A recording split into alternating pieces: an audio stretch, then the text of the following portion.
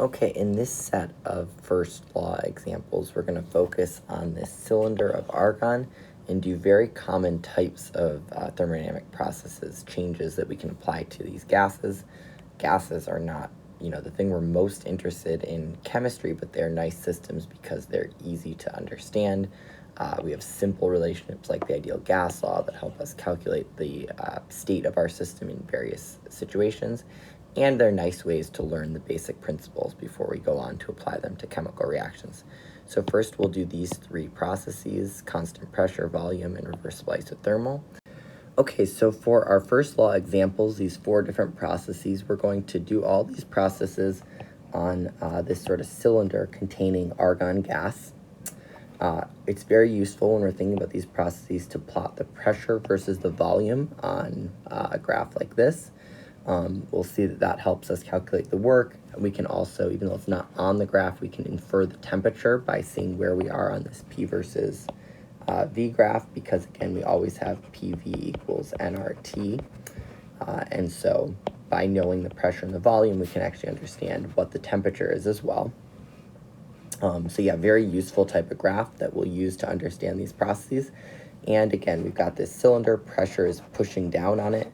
Sometimes if we want to emphasize a change in pressure, we could visualize this pressure by putting, say, like a little block of some mass on that cylinder to emphasize the pressure that we're adding. Again, since pressure is force over area, when we apply a certain mass to the top of our cylinder, that mass exerts a certain gravitational force, m times g, pushing down in the cylinder. That increases the pressure according to this equation, force over area. So this sort of mass on the cylinder can be a useful way to visualize changes in pressure. Again, the volume of the cylinder is controlled by the position of this sort of cylinder, or the piston in that cylinder. So if we're changing the volume, we might go from this initial point up here down to a final point up down there.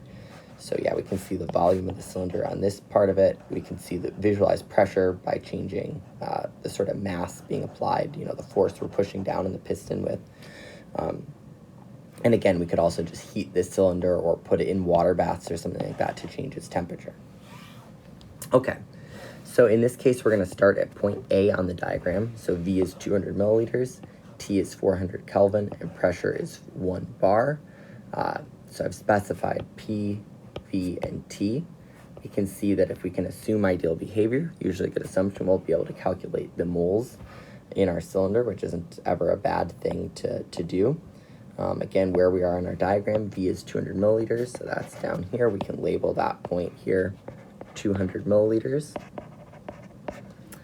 And again, the pressure here we can see was 1 bar, so we can label that pressure in bar. 1 is where we're starting. And now the first thing we're going to do is do this constant pressure process. So we're going to cool the cylinder until the volume is 150 milliliters at constant pressure. So constant pressure means that, again, pressure has to stay constant. So on the diagram, what we're doing here is we're starting at A, we're gradually cooling it. When we cool it, its volume decreases, again, because according to the ideal gas law, constant pressure, so volume and temperature are proportional. As we decrease the temperature, we're going to decrease the volume by the exact same factor. So we'll go from A to B there. So this is sort of process number 1. Again, maybe just to highlight where we are, we're doing this first process here. From A to B, cooling at constant pressure. And we want to, again, for all these processes, the goal is going to be to calculate delta U, Q, and W during this process. Okay, so to apply the first law to this constant pressure situation, let's look at each of the different components of the first law. So first of all, in our cylinder, there's no non-mechanical work. The only work term that we're actually going to need to worry about is mechanical work. So again, we can sort of label our work is going to just be the mechanical work. The mechanical work is negative P external delta V. And so, again, delta U, Q, and W are all the things we need to calculate.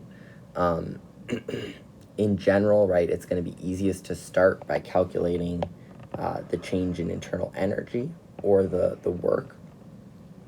I don't know, in this case I have the work written out here, so maybe we'll start with the work. Work is defined as, again, negative P external dV, where we're integrating from our initial point to our final point. We can see what that looks like here. Our initial point is A. Our final point is B. If you remember the definition of integrals here, how these work is that when we go from A to B, first, what's the P external? Well, since we're at constant pressure, so the pressure in our system is actually going to be equal to P external. So P external we can actually just replace with P in this case. If the external applied pressure were different than the pressure in our system, that would cause a change in volume. If I were, again, if I have my cylinder here, if I were pushing on that cylinder with 2 bars of pressure and my internal bar pressure were 1 bar, what that extra pressure would do is it would squeeze down on my system and decrease the volume until I eventually achieved 2 bars of external pressure, and 2 bars is equal to the pressure in my system. If the pressures are ever different, I'm going to get a change in volume until the pressures equalize, because if the pressures are different, the forces are not different. So that's the first just like conceptual point here, is that pressure is equal to the external pressure under this situation. Again, that's always going to be the case when, always true at constant pressure. Okay, the next step then is we can look at that integral. So in this case, work mechanical is equal to negative integral of P dV from an initial point to a final point. Now that we know the external pressure is equal to the pressure in the system, we can interpret this integral of P with respect to volume. One of the powerful things about this plot that we just made is that if we look at that, that on our plot here is just, again, we're integrating pressure with respect to volume. That is this area right here, and it's the area under the curve. So this right here is the mechanical work during this process. Again, just knowing the definition of the integral, the area under the curve. So again, the sign we'll have to get right by thinking about this negative sign and everything like that. But now it's the area of this rectangle. That's a nice, easy area to calculate here. We can do that. We can see that the height of the rectangle is the pressure P, and the width of this rectangle is negative V. So this area here is P times delta V. We can see that mathematically by saying that, okay, when I apply this equation, I can pull pressure out because it's constant. So integral of pressure from initial to final, dV. This is always sort of the easiest integral. From the initial point to a final point, what's the integral of dV? That's equal to negative P. And then my integral here is V. And I'm evaluating that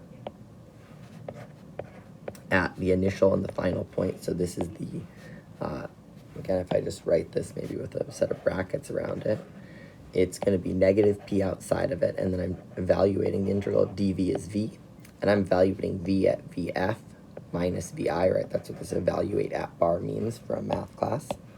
So this is equal to negative P VF minus VI, which is equal to negative P delta V, just using VF minus VI is delta V.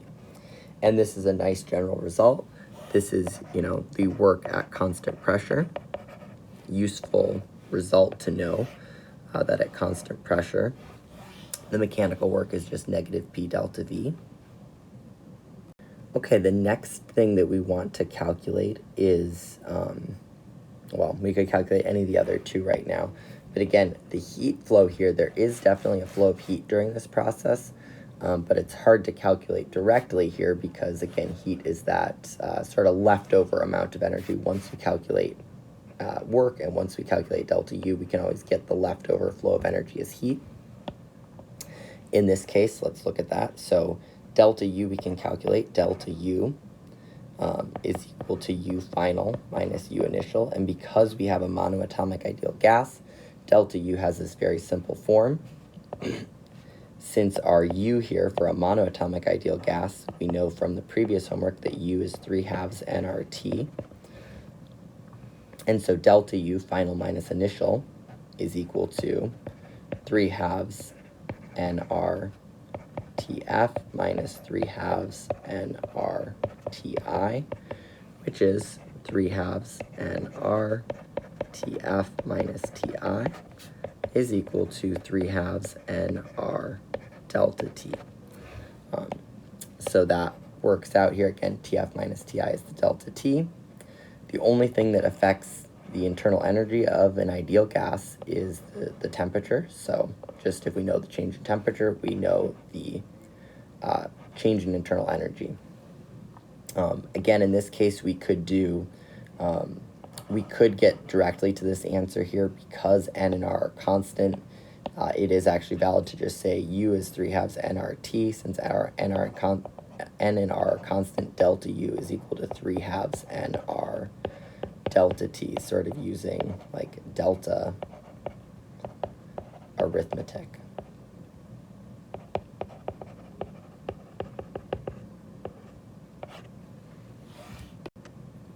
This is not a general result, again, because we had to rely on the fact that this was a monoatomic ideal gas. I guess the caveat here is this is monoatomic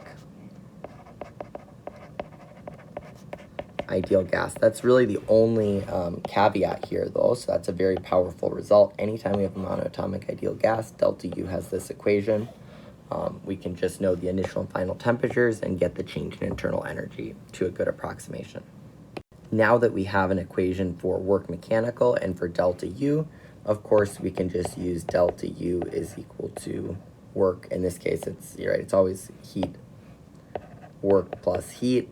In this case, our work is only work mechanical, so delta U is work mechanical plus heat. And so we'll be able to get heat is equal to delta U minus the work mechanical. That's right, that's always true. It's always true if there's no non-mechanical work, and that's sort of always a good option here at the end to solve for heat if we don't have another way to get it. Okay, now we can go about calculating these things. So the work mechanical is negative P times delta V. We can calculate that from the given information directly. So work mechanical is negative 1.00 bar times my delta V. I'm in milliliters, but I'm going to convert those to liters, 0.2 liters, 0.15 liters. So my delta V final minus initial is 0.15 liters minus 0.20 liters. Okay, so when we solve for that, negative 1 bar times negative 0.05 liters gives us plus 0.05 liter bar. 100 joules is equal to 1 liter bar is the conversion factor. We're always going to want to get back to joules as our normal energy unit here, so we'll do that now. And we'll say work mechanical is 0.05 liter bar times 100 joules per liter bar is equal to 5 joules. Okay, we always want to check that the answer makes sense at the end here. In this case, we compressed the cylinder going from 200 milliliters down to 150 milliliters. So the volume decreased. In order to decrease the volume of the cylinder, I have to put energy in. I have to do work on the cylinder. I have to squeeze it down and put energy into the cylinder. So that makes sense, right? The interpretation of this plus 5 joules is that I'm doing work on the cylinder to compress it, and that checks out. That's work I'm doing. That's going to increase the energy of my gas. If the cylinder is doing work on someone else, then we expect this to be negative, because if I'm doing work, I'm losing energy. If work is being done on me, that's increasing my energy. So that all makes sense. Okay, the next thing I want to solve for is the delta U. Not a hard calculation, but we can see that we've sort of haven't quite calculated everything that we need to solve that. So you can see in this equation, it's useful to know the moles N. I don't know, other ways of doing this. I mean, yeah, definitely there are other ways of doing this, but in this case, let's just calculate the moles and calculate delta T. Not too hard to do. First, we can use PV equals nRT. So we know the moles N is equal to PV over RT, which is 1 bar times our volume is 200 initial. I'm going to use point A because I know the 3 parameters there. 0.2 liters over 0.08314 liter bar per mole Kelvin times the temperature, which was initially 400 Kelvin. Okay, that will give me the moles, 0.060140 moles of argon. What next? I need to know what was delta T here. Well, delta T, or I need to know the final temperature. In this case, we could solve into the ideal gas equation. This could definitely be a good thing to put in your solver, in your calculator in this part of the class. It's also nice direct proportions. PV is equal to nRT. P is constant. And so if we look at the proportionality relationship, the volume is proportional to temperature. So T is proportional to V. So if I look at what happened to my volume, VF over VI equals 0.75. So TF is going to be 0.75 times TI is equal to 300 Kelvin. Again, I reduced the volume by a factor of a quarter. My volume is now 75% as big because they're directly proportional. My temperature also goes to that same 75%. But yeah, plugging in will also get you that same result. Okay, so now that we know those, we'll be able to plug in and solve. So delta U is 3/2 nR delta T is equal to 3/2 times the N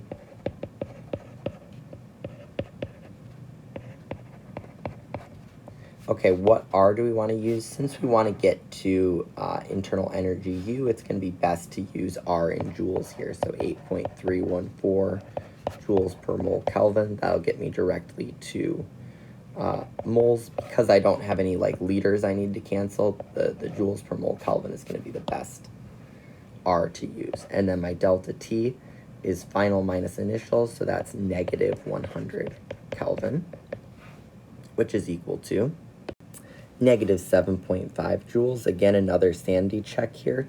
When we're thinking about internal energy, what's the key thing that's happening is that it depends on the change in temperature. When the temperature decreases, we went from 400 Kelvin initially to 300 Kelvin. So the temperature decreased, so my internal energy of an ideal gas is going to decrease. So that also checks out. Always good to double check your signs when you go through and do this. Then we can apply the first law. Delta U is Q plus W, and get Q is delta U minus W, which is just work mechanical in this case, which is negative 7.5 joules minus plus 5.0 joules, which is equal to, what is this, negative 12.5 joules. Does that make sense? Well, what did we do in this process? We added 5 joules of energy by compressing the cylinder. That was energy that was sort of done by the atmosphere pushing down on my cylinder. We took out 7.5 joules total from the cylinder, decreasing its temperature. So there was a total negative 12.5 kilojoules of heat that needed to flow. Again, visualizing this process, that was a flow of Q, right? If Q is negative, that means that flow of heat is 12.5 joules of energy left the cylinder as heat during this process. Okay, so the second process is a constant volume process. At constant volume, the cylinder is warmed until the temperature is 400 Kelvin again. So on my diagram here, since volume is now fixed, this is a vertical line on my diagram. Volume is fixed, and the pressure is going to gradually increase as I warm it. Again, we can see that from the ideal gas law. PV is equal to nRT. volume is constant, so as I increase temperature, I increase pressure in a proportional sort of way. Remember, point B we determined was 300 Kelvin before, 150 milliliters. This pressure here was 1.0 bar. Okay, so now that we sort of know what this process looks like on the diagram, maybe I'll put it in blue here is the process we're working on. What does the first law look like in this situation? Well, work mechanical is usually the easiest thing to calculate. Let's see what that looks like here. Work mechanical is negative P external dV is the differential mechanical work. And then work mechanical we get by integrating. In this case, though, we can look directly and see that, okay, in general, this is going to be related to sort of the area under this P versus V graph. But in this case, we know right away that there's no work because dV here is 0. There's no change in volume in this process. So dV is equal to 0. That means that d bar mechanical work is 0, which means mechanical work is 0. If I integrate 0, doesn't matter how long I integrate it for, I get nothing out as the result. So that's a very nice result. I don't know why I went to red, but yeah, it's a good result, so we'll leave it in red. This is always going to be true at constant volume. Again, because at constant volume, there's no dV, and so mechanical work is always 0. So that's a nice initial result from applying the first law. Next, delta U is, again, we don't really need to redo this. Anytime there's a change in temperature, we have that same equation, 3/2 nR delta T. This always applies for monoatomic ideal gas. And so again, we can just solve for delta U directly by knowing the delta T. Again, Q in this process here, we can solve for that as well. Delta U is equal to Q plus W. And in this process here, again, mechanical work was 0. So this is mechanical work. Mechanical work is 0. And so we actually get a nice additional result here that in this type of process, delta U is equal to Q. This holds at constant volume. And I'm going to put this little asterisk here for the first time. Our asterisk, what that's going to mean is that there's no non-mechanical work.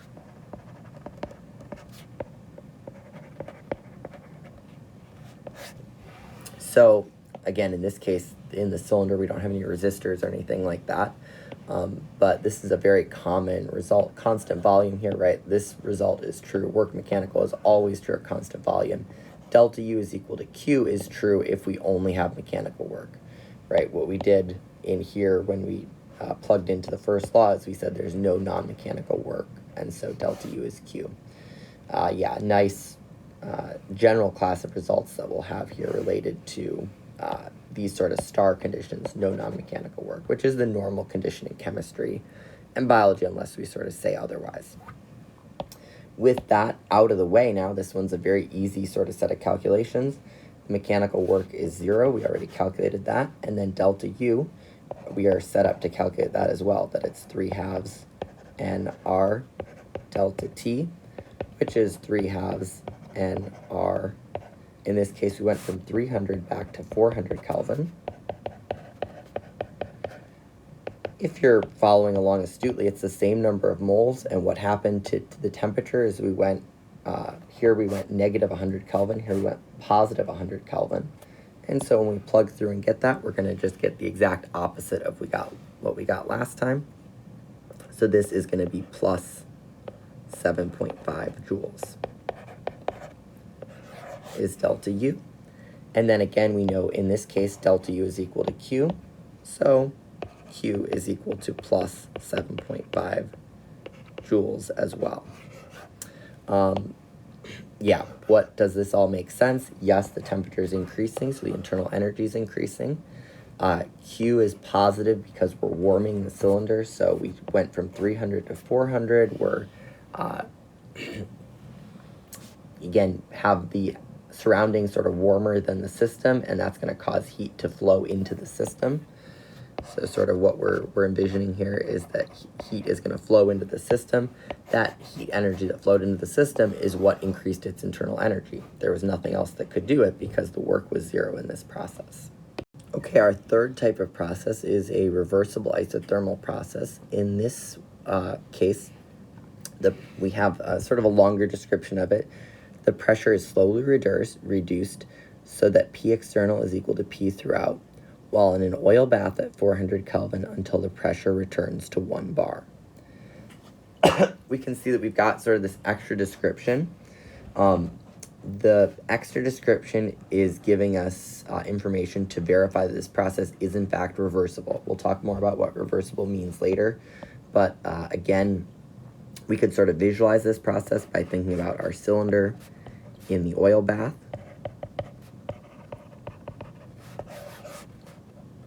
We are initially at some high pressure, and again, we're at this sort of reduced volume here. We can interpret that as maybe say we have this sort of large pile of sand on our cylinder here. That's extra sand is what's increasing the pressure. Again, more mass on the cylinder is a higher pressure. And again, what we can think about here is that we gradually, sort of 1 grain at a time, take the sand off of the cylinder, gradually decreasing the pressure very, very slowly. Since we're only removing a grain of sand at a time, we aren't abruptly changing the pressure anyway, so that we would basically go out of equilibrium. In this case, we started at some higher pressure. As we gradually decrease the applied pressure by taking those grains of sand off, we're going to very smoothly decrease the pressure. That's going to allow, right, the volume to sort of respond and reach a new equilibrium at that lower pressure and gradually move along this curve very, very slowly. Again, so that P external is equal to P throughout. And again, what that's going to do is that because we did this process in this way where P external is equal to P, that will let us sort of do our integrals properly for mechanical work. Okay, in this case now, what does this process look like? We gradually, take those grains of sand off. We're going to go back to point A eventually here, which is at this larger volume. Again, if I highlight the whole process, maybe we'll use red for this one. So that's the process that we're doing. If we can, mechanical work is always a good place to start. So let's write that. Work mechanical is negative P external. D bar work mechanical is negative P external dV. Mechanical work, if we integrate both sides, is negative P external dV. Because it's reversible and we did this process slowly, the external applied pressure is always equal to the pressure in the cylinder. So we can say work mechanical is negative integral of P dV from my initial to my final point. Okay, now please don't do this. Please don't say this is negative P delta V. Okay, that's not okay, because we can see during this process the pressure is in fact changing. So the pressure can't get pulled out of the integral like it could for a constant pressure process. We can see what this integral looks like. It is, again, maybe I'll put the integral in yellow here. This is the mechanical work here, is the area under this curve.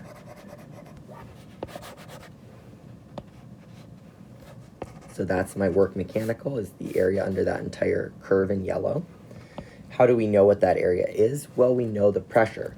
If we assume an ideal gas, which is always a good assumption for argon, and is, always our sort of starting point for these problems, we have PV is equal to nRT, and so the pressure is equal to nRT over V throughout this process.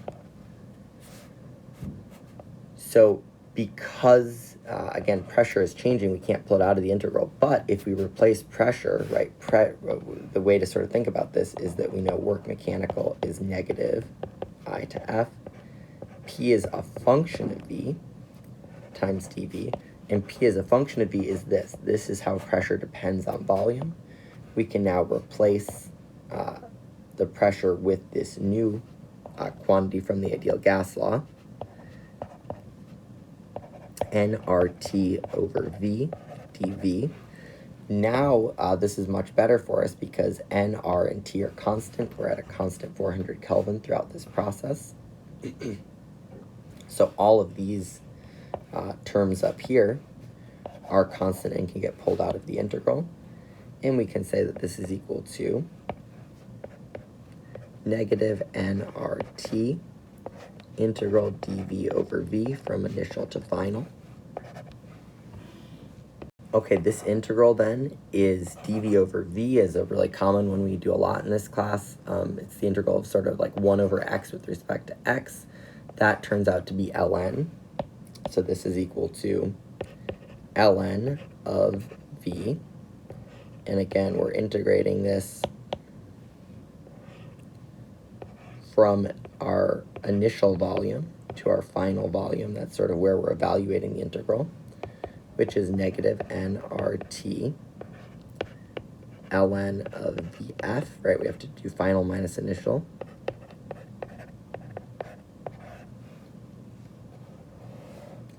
Okay, now that we have that here, it's very useful to combine these two terms.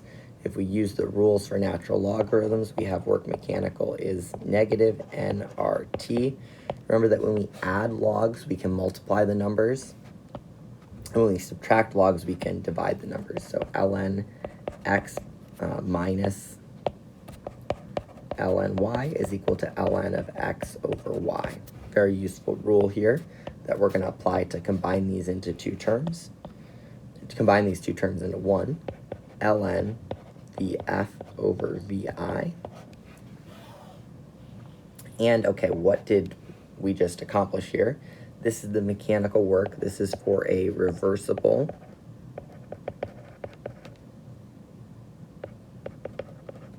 isothermal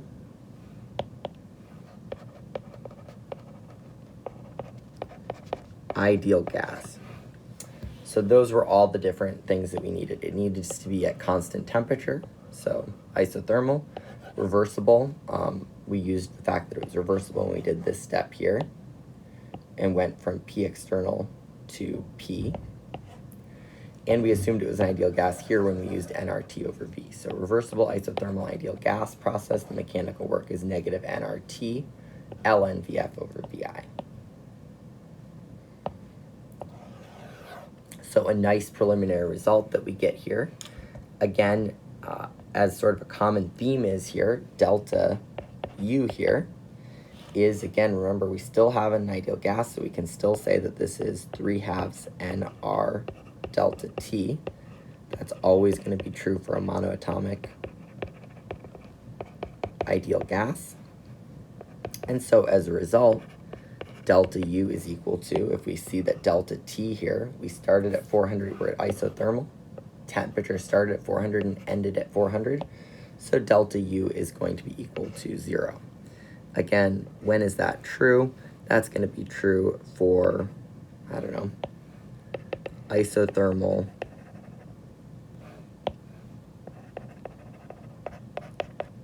an isothermal process for an ideal gas. Delta U has to be equal to 0 because U only depends on temperature for an ideal gas. So that's another sort of nice result that we get here. And again, we can get our final sort of variable from the first law. Since delta U is equal to Q plus W, as usual here, we're assuming that it's only mechanical work. And delta, we can plug in here and get that Q is equal to delta U minus work mechanical, which, since delta U is 0, is negative work mechanical. So Q is equal to negative work mechanical. And again, this is going to be true isothermal ideal gas. And we actually also have that star conditions here.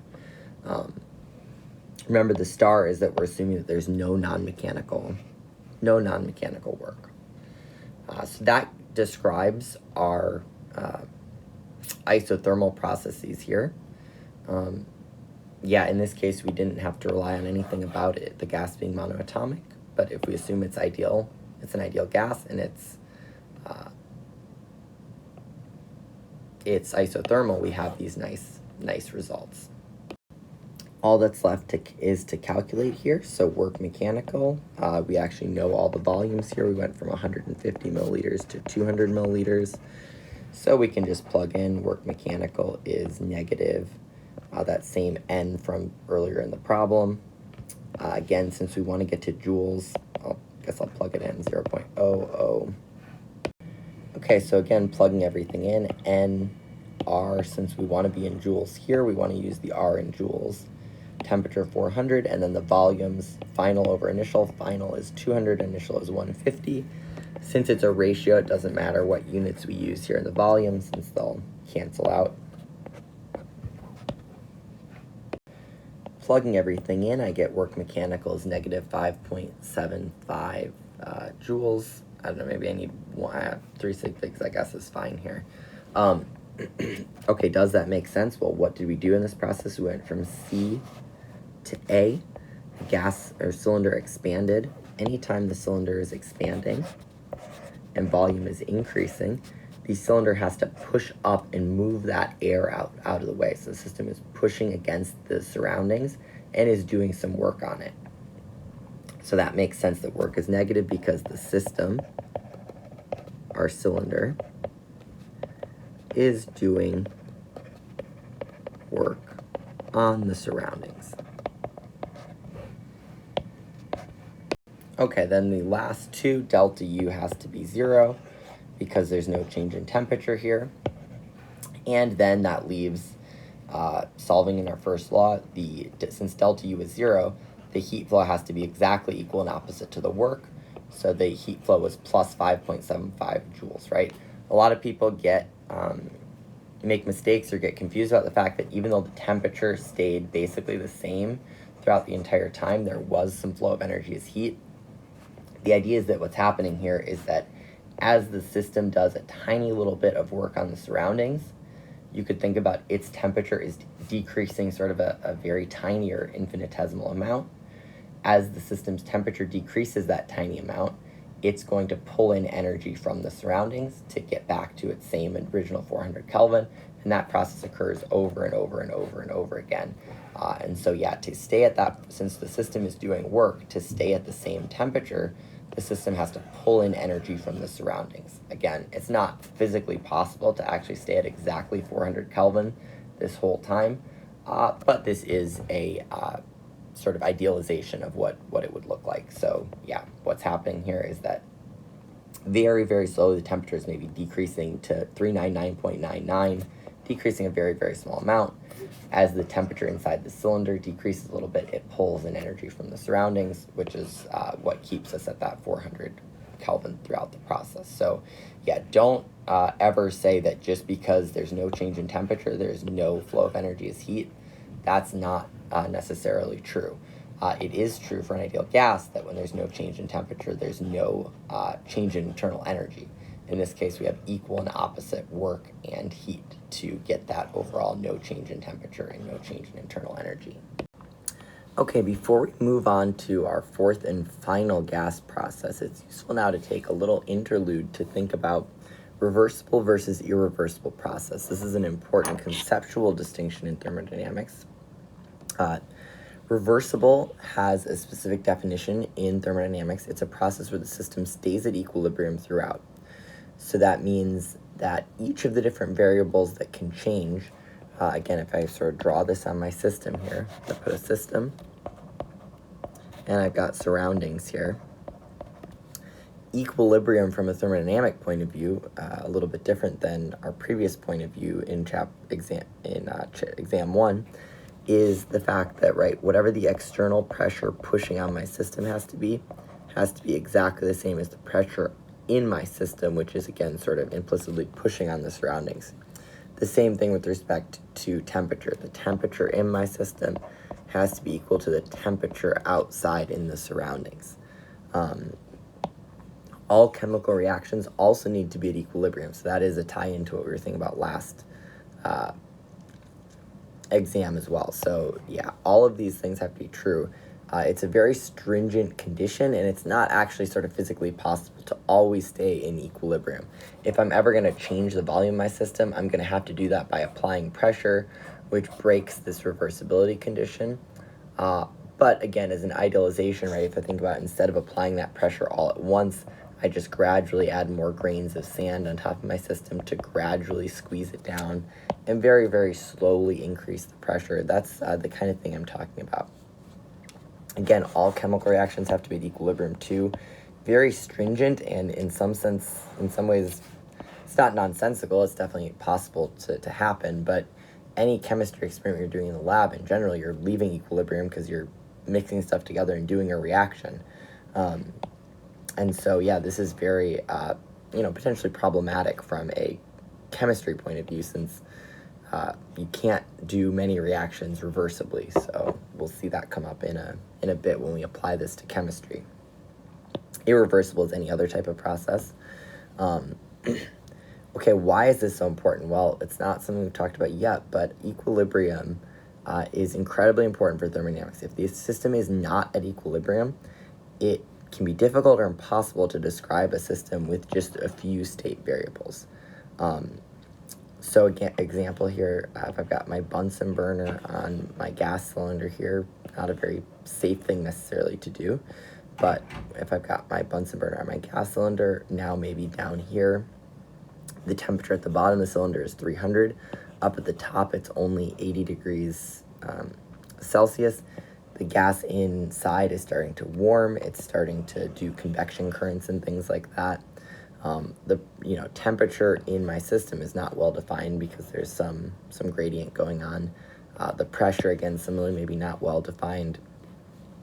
Similar things I can do that take my system out of equilibrium, right, would be as if I have my cylinder with, say, right, a little bit of gasoline, and I spark it and ignite it. Right when I ignite that gasoline, there's this, sort of incredible increase in pressure and temperature that's not, there's no one calm temperature and pressure throughout the cylinder. I'm, rapidly changing those variables. So yeah, very important consideration. Thermodynamics, what we're interested in here with these state variables are equilibrium states of my system. So yeah, that's a key limitation. What's going on right when I explode my gasoline in my car cylinder is harder to describe with sort of normal thermodynamics, just because we're not at equilibrium. Okay, so here's an example of that distinction. The same process from 3, but we're going to immediately drop the pressure to 1 bar and let the gas expand against the 1 bar of pressure. For this process, is it reversible or irreversible? And try to calculate delta U, Q, and W for the process.